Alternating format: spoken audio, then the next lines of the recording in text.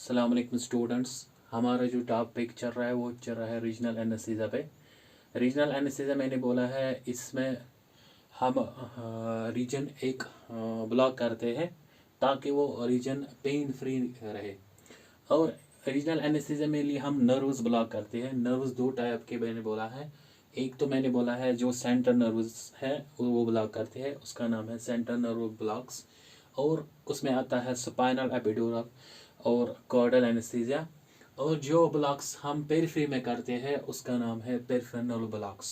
Peripheral nerve blocks में मैंने already head and neck में 4 ब्लॉक्स कंप्लीट किए। वो मेरे यूट्यूब चैनल पे ऑलरेडी अपलोडेड किए हुए हैं। अब इसमें सेकंड नंबर पे जो ब्लॉक आता है जो मोस्टली कॉमन ब्लॉक है आफ्टर सेंटर नर्व ब्लॉक पे, उसके बाद जो ब्लॉक कॉमन है वो है upper limb block. Upper limb block में कौन कौन से सर्जरीज हम करते हैं वो आएगा और कौन से ब्लॉक होते हैं। अब इनमें जो ब्लॉक्स हम मेनली यूज़ करते हैं वो upper limb and shoulder surgeries के लिए। वो अपर लिम्ब जो है और जो शोल्डर है इसकी सर्जरी के लिए हम अपर लिम्ब ब्लॉक्स यूज़ करते हैं, ये देते हैं। ये most common second most common block है after center nerve blocks. Center nerve blocks जो न्यूरोएक्शियल ब्लॉक्स है उनके बाद जो मोस्ट कॉमन ब्लॉक आता है वो है upper limb blocks. Upper limb blocks ये जो अपर लिम्ब को जो नर्व सप्लाई करती है वो C5 से लेकर T1 तक जो स्पाइनल नर्व अराइज हो जाती है वो इनको सप्लाई करती है। याद रहे C5, C6, C7, C8 and T1 segment से जो नर्व्स निकलती है वो इनको सप्लाई करती है। इसीलिए जो अपर लिम्ब में जो नर्व्स यहाँ से अराइज हो जाती है वो किसको करती है? चेस्ट को भी, शोल्डर को भी, आर्म को भी, फोर आर्म को भी, हैंड को भी। Chest, shoulder, arm, four arm and hand सब को ये सप्लाई करती है जो यहाँ से ब्रांचेस। इसलिए अगर ये ब्रांचेस हमने ब्लॉक की तो इसका मतलब चेस्ट भी ब्लॉक हो जाएगा, शोल्डर भी, आर्म भी, फोर आर्म भी और हैंड भी ब्लॉक हो जाएगा। ये जो अपर लिम्ब ब्लॉक्स ये 4 अप्रोच में ब्लॉक हम करते हैं। इसकी 4 अप्रोचेस है। इसके पहला वाला जो है वो है इंटरस्केलेन अप्रोच। पहला वाला जो हम अप्रोच करते हैं वो है इंटरस्केलेन अप्रोच। दूसरा जो अप्रोच करते हैं वो है एक्सिलरी अप्रोच। तीसरा जो करते हैं सुप्राक्लेविकुलर अप्रोच। और फोर्थ वन जो है वो है इंफ्राक्लेविकुलर अप्रोच। ये हम चारों अप्रोच पढ़ेंगे इंशाल्लाह। आज जो पहला वाला अप्रोच है हम पढ़ेंगे वो है इंटरस्केलेन अप्रोच। इंटरस्केलेन अप्रोच कहाँ है? वो है इंटरस्केलेन अप्रोच। इंटरस्केलेन अप्रोच में हम ब्लॉक जो नर्व्स करते हैं वो है C5, C6, C7, C5, C6, C7, C8 and T। इसलिए इस वाले अप्रोच में क्या करते हैं हम? C5, C6 and C7 only nerves और ब्लॉकड। जो इसमें नर्व्स ब्लॉक हो जाती है वो है radial nerve, axillary nerve, median nerve, मस्कुलो cutaneous nerve और सुपरफिशियल सर्वाइकल प्लेक्सस। याद रहे जो हम इंटरस्केलेन अप्रोच में ब्लॉक करते हैं वो नर्व्स है C5 से लेकर C7 तक। वो कौन कौन सी नर्व्स है? Radial nerve, axillary nerve, median nerve, musculocutaneous nerve, superficial cervical plexus. Indication क्या है इसकी? ये किन सर्जरीज में होता है? अपर आर्म की सर्जरी। जो अपर आर्म की सर्जरी होगी, कोई भी सर्जरी वो इसमें हम कर सकते हैं इस वाले ब्लॉक में। और शोल्डर्स तक जो सर्जरी शोल्डर्स तक होगी, शोल्डर से आगे हम शोल्डर्स के मतलब उस पर अब टेक्निक क्या है इसकी? पेशेंट को सुपाइन पुशन देते हैं और सुपाइन के पुशन के बाद ये वाला जो वीडियो है ये वाला आप आराम से देख लो और इसमें आपको पता चलेगा कैसे ये ब्लॉक करते हैं।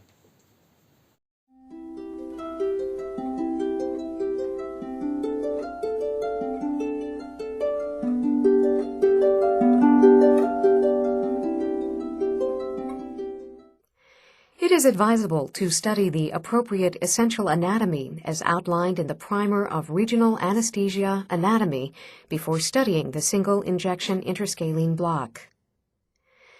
Single injection interscalene block is almost entirely performed for shoulder surgery. This block is not indicated for surgery of the upper extremity distal to the shoulder joint. The approach used in this production is the longitudinal approach, also called the lateral approach. This approach is used to avoid possible entry into the vertebral neuroforamina. It is important to realize that pain, paresthesia, and dysesthesia distal to the elbow is almost never symptoms of bona fide shoulder pathology. It almost always indicates an existing brachioplexitis, and great care should be taken in patients presenting with shoulder pain and pain distal to the elbow.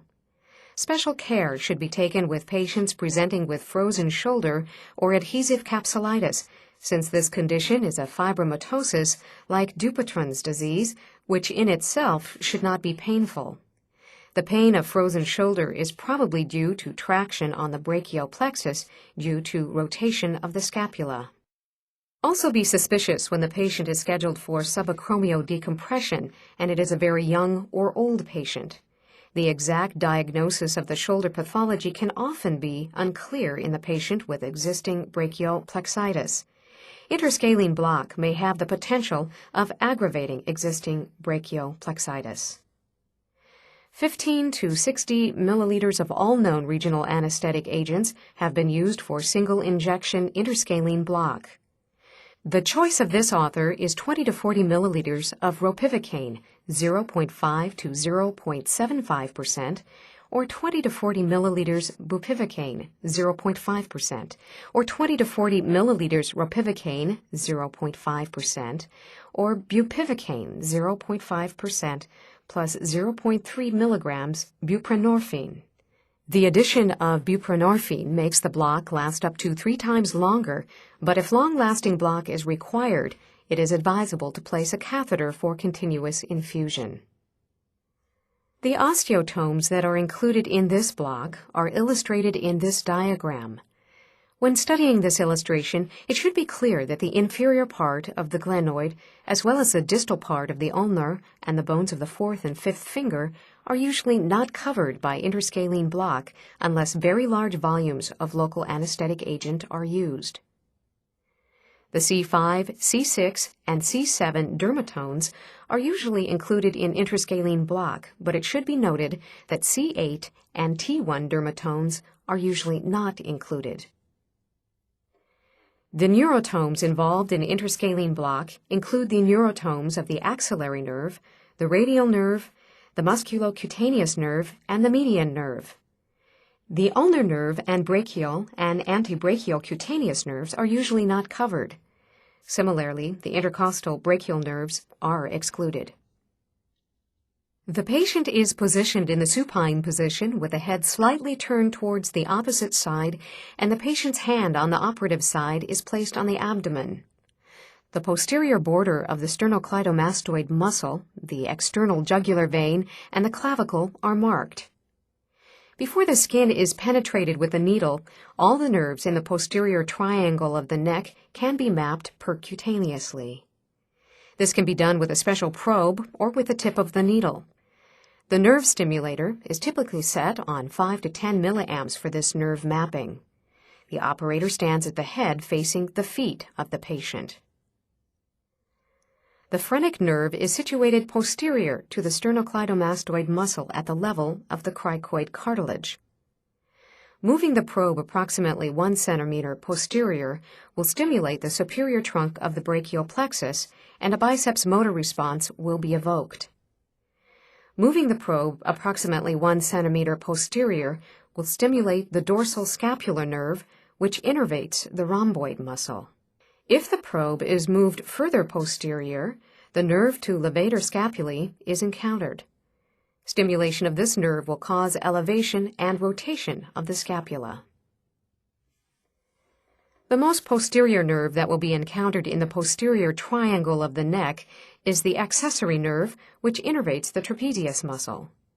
Stimulation of this nerve will cause elevation of the scapulae. This line marks the posterior border of the sternocleidomastoid muscle. The broken line indicates the external jugular vein. The clavicle forms the caudate border or base of the posterior triangle of the neck. The circled area here indicates the position of the superficial cervical plexus.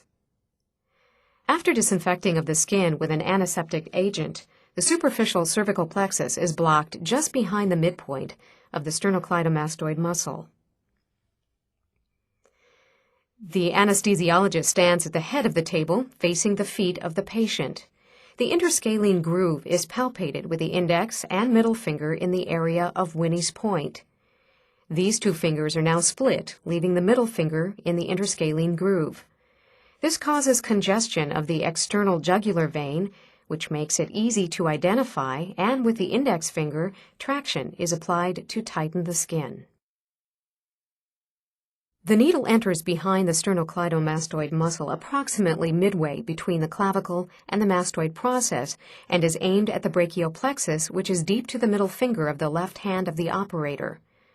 The needle enters longitudinally and is typically aimed approximately at the nipple on the ipsilateral side.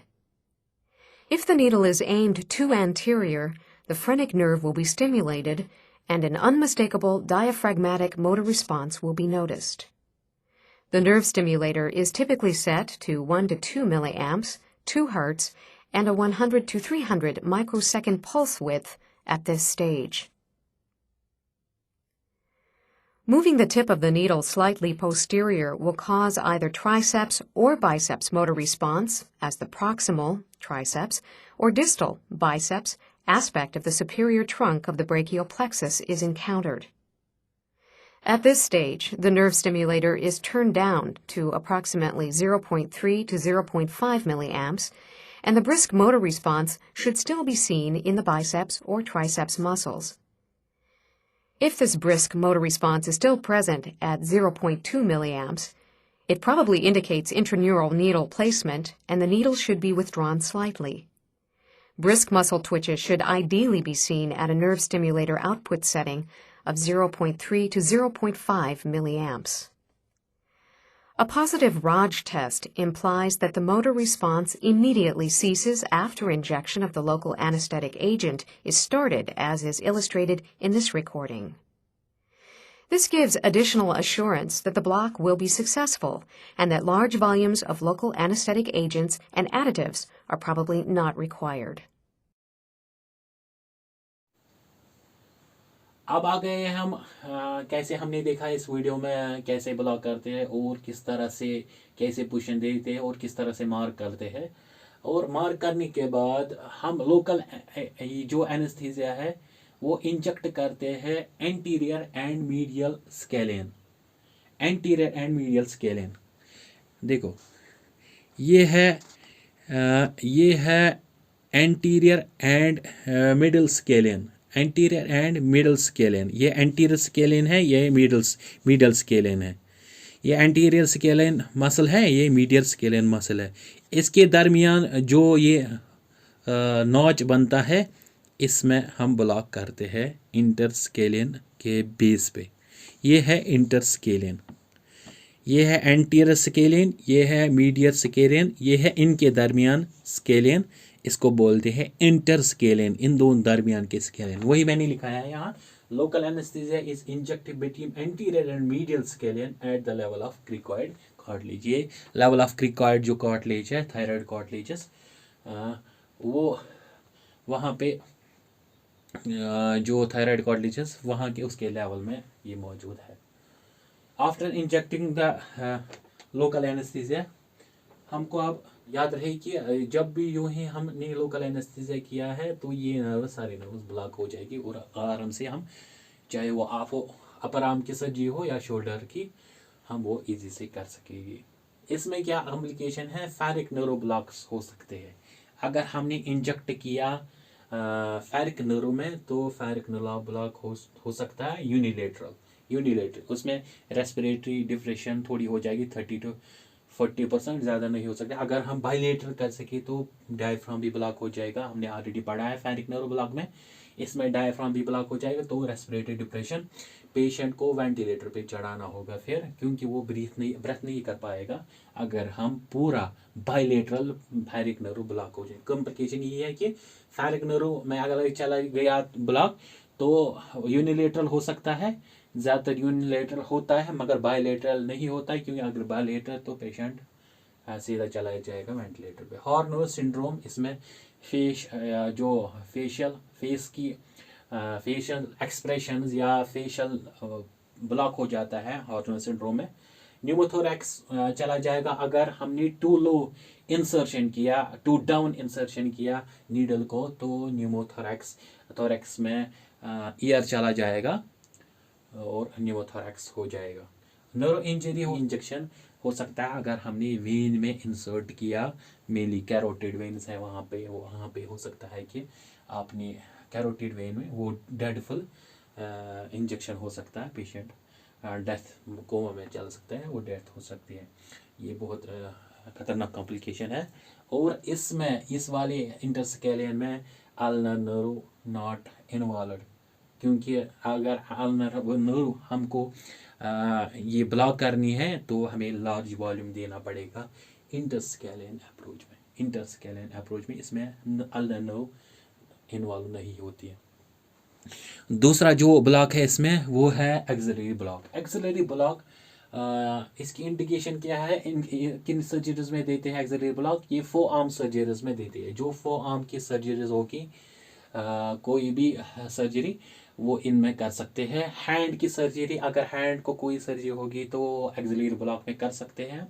और elbow की surgery, जो elbow की surgery वो उसको supply करती है, वो mainly है मसल। उसमें ज़्यादातर डेल्टॉइड मसल, जो मसल ऑफ शोल्डर है, डेल्टॉइड मसल और ट्राइसेप्स और teres major, 3 muscle, deltoid, triceps और टेरिस मेजर, 3 मसल ब्लॉक हो जाएगी इसमें।